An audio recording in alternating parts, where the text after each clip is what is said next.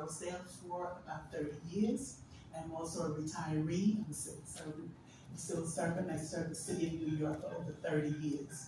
I am currently still serving my community in the city as president of the Rosedale Civic. I just wanted to say that the presentation that we heard today from the presenter and the prior presentations that I've heard since this was rolled out at the earlier part of the year, this plan that they came up with, nothing that I've heard then or that I've heard now makes this plan a good one. People do not belong in garages. People do not belong in backyards. They belong in homes. These are the homes that we bought into in our neighborhood. And I just want to add also, let me just read this here, that the city of Yes is specifically designed to eliminate middle-class homeowner neighborhoods. And those like us in Rosedale, and those like us throughout Southeast Queens and beyond, allowing market rate rental apartment buildings through town center and transit-oriented development zone chases, accessory dwellings, units, massive increase in basic density through the destruction of our zoning regulations and the elimination of on-site parking. These proposals are unacceptable. We bought into a neighborhood because of the character and because of the feel of our suburban life. And that's what we want to maintain.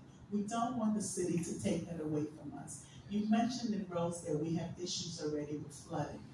And thankfully, finally, after 50 years, we've been waiting so long for this to be addressed.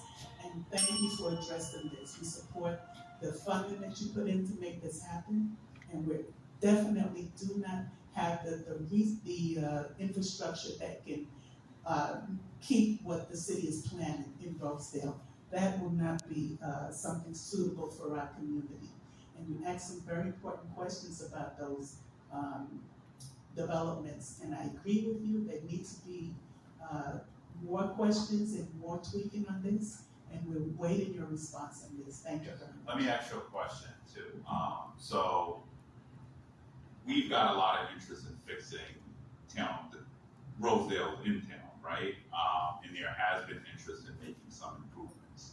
And I've heard a lot about how the town square proposal in Inwood, of course we can have question marks around the parking.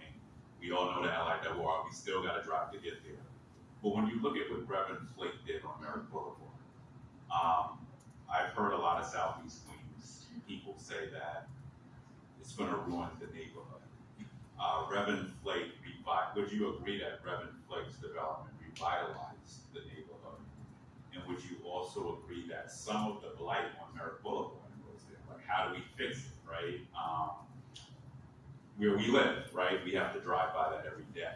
So there is a level of truth in some of this. And once again, there are parts of the plan that I can agree with, parts that I don't agree with. But I think one thing that I'm most concerned about with some of the rhetoric I've heard, and not just Southeast Queens, is that we do have boulevards that are struggling with blighted Walgreens that perhaps they were but we have Walgreens too, Rite Aids, Walgreens, CVS's near us that have been blighted. And this proposal could trigger some economic opportunity to fix some of that blight because we're giving people a tool. So I just would want to hear a little bit more about what do we do to fix what we have to pass every morning. And I'm trying to come up with strategies. We can call landlords, but they really have no incentive. And I don't want to, everybody's talking